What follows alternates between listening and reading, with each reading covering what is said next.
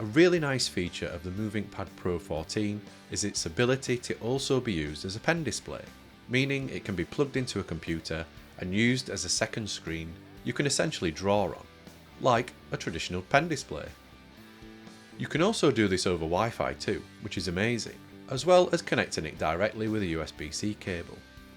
This essentially means you are getting two Wacom devices in one, a handy mix of the original Movink and the MovinkPad 11, but with a nice boost in size and performance.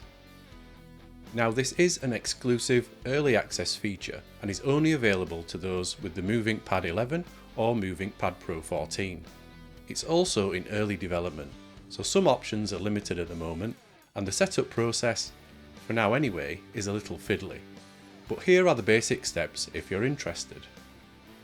You first need to register your MovinkPad Pro and create a Wacom ID. Next, go to your Wacom account at account.wacom.com. There you will see an option for software offers, usually at the top.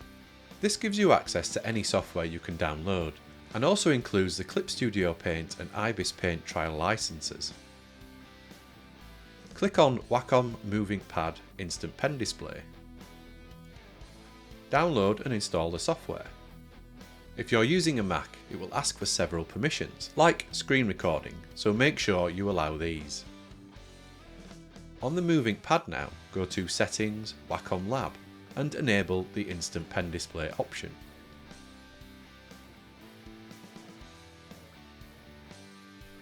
Next, tap the Instant Pen Display Mode tile from the Quick Settings panel to launch the software.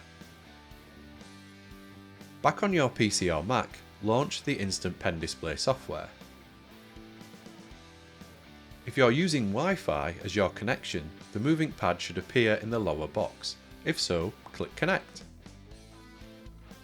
If you're using a PC, it will ask for the code which is shown on the MovinkPad Pro. Input this and it should connect. As you can see from the box, if you are using a USB-C cable connection, there are more steps to follow. So back on the MovinkPad, go to Settings, About Pad and tap Build Number 7 times. Next go to System, Developer Options and enable USB debugging. When you connect the USB-C cable now, a pop-up on the MovinkPad Pro will ask you to allow USB debugging. Click Allow. Back on the computer, click Update and your MovinkPad will appear in the top window. Click Connect to connect it.